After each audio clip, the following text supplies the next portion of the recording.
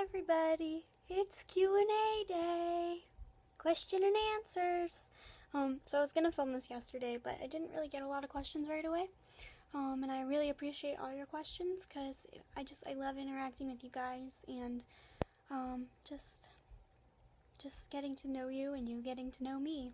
So I'm gonna start because I have quite a few. Woohoo! Alright, my first question is, what is your favorite quote? I actually had to look this up because I never remember it word for word. I actually heard it on Criminal Minds, and it says, there are things that we don't want to happen but have to accept. Things we don't want to know but have to learn. And people we can't live without but we have to let go. And that quote means a lot to me because I had an incident happen that I didn't want to happen. I had to learn to accept it, and in that I had to learn how to let go of my best friend growing up, and that separation between us. And so that quote just pretty much describes exactly what I went through. The next question is favorite artist and why. I have two. Demi Lovato, of course. I think her voice is just amazing. Like, it makes me so happy. So that would be why. And she's inspiring. Sorry, I'm moving my camera all around. My second favorite artist is Britt Nicole. I've seen her live 5 times. She is amazing. She's beautiful. She's a Christian artist, but you'll hear her song Gold on the radio. And I've interacted with her a couple times, and she's just like, she helped save my life, really. Her songs really helped me out when I was younger, and all of them, like Who She Cries, oh my gosh, When She Cries, Gold, When She Cries is really my favorite. So Still That Girl, all those songs. If you haven't checked them out, check them out. Even if you don't believe in God or a Christian or anything, just listen to the songs because they're just really positive, upbeat songs. Like it can be however you want it to be, I guess. And for me, it's about God, but not everybody believes that, and that's okay. So just check it out. It's really uplifting, no matter what you believe. What size bed do you own, and do you own a cuddly toy? I do. I have a queen size bed. It's pretty freaking cool, I guess. Have it all to myself. And do I have a cuddly toy? I do. This little guy right here. This dog means so much to me. I've had it for 5 years now. When I was 16 and I was telling you about all that stuff that happened, my neighbor was shot and killed, and his wife was alone after that. All their kids had been older and grown up, and so she actually got put in a nursing home, and I bought her this dog at the nursing home, and she loved it, and I told her it was something for her to take care of while she was there, and that she'd get better. And she actually passed away there 2 months later. And her son came by, and he gave me back this dog, and he said, I want you to take care of it for her now since she can't. So I'll never let this dog go. It reminds me both of my neighbor that was shot and the one that passed away due to medical issues and probably a broken heart, really, because they were married for like 50 something years. So that's that. What would be on the top of your bucket list and why? I want to get married. Does that count? I want to go scuba diving. I really don't know what's on my top. My top bucket list would be meet Demi Lovato. That's what it would be. Yeah, I'm a crazy Demi Lovato fan. And if you don't know that, then you obviously don't pay attention to my Tumblr. If you could go anywhere in the world, where would it be? I have a fear of traveling and getting lost, so that's difficult. Now, if somebody else was to drive for me or fly me there and then drive me, I don't like driving, unless I have to. I think I want to go to Hawaii. My name is Hawaiian. Kiana is Hawaiian. And so I'd love to check out that atmosphere and see where my name came from. I think that'd be cool. Yeah, no, it's not an African American name because people tell me that all the time. It's Hawaiian. Alright, are you left-handed or right-handed? Trick question. I'm ambidextrous or ambidextrous. I actually can use both my hands. Right and left. I write mainly with my right hand, but I have to like throw things and play games with my left hand. Like I just can't do it. So both. Would you like the wizarding world to be real?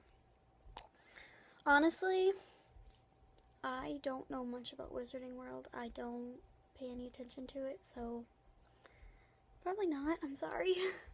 It's just not my thing, not my style. I've never been into that stuff.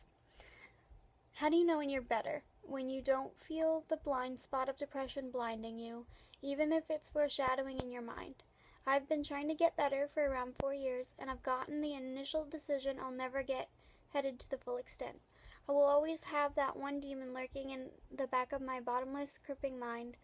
I don't know what to do. This is the inevitable truth because everything else I've found to be lies. That's really deep. I'm so sorry that you're going through that. How do you know when it gets better? Alright, this is gonna sound kind of cheesy, but honestly, you have to make it better for yourself. If you don't have a therapist, I encourage you to see one. Get on medications. That's honestly what's helped me the most with my depression is medication. I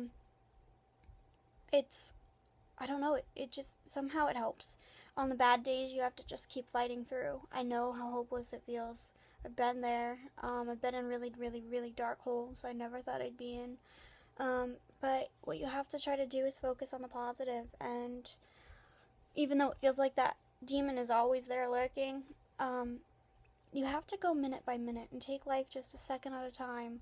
Appreciate moments, not days. Don't look at it as, oh my gosh, in 6 hours I have to do this. Take it as, in this moment right now, what do I want to do? How can I get better? What can I do that's going to make me happy, or at least make me feel human? I found peace by starting out getting my nails done. I just took time to sit there and enjoy it the best I could, even though shitty things were going on.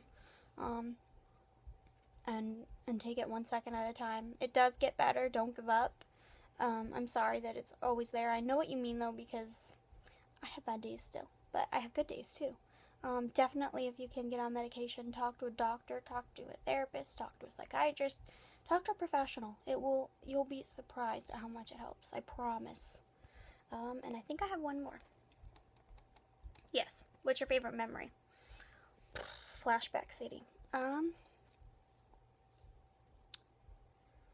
My favorite memory from when I was a teenager would be going on the four-wheeler with my best friend. Her parents were awful, and we had to find ways to escape. And I lived right next door, so I felt all the effects that she felt. Sorry, that itched. And that was our escape, and it was beautiful. We'd just go flying down the road. It was a dirt road, don't worry. Private dirt road. People didn't come down it. But my other favorite memory, I guess, would be Christmas of 2012. I was super depressed. My mom was working, so I would be home with my dad. At that time, my dad and I weren't getting along, so I chose not to go home from school for Christmas.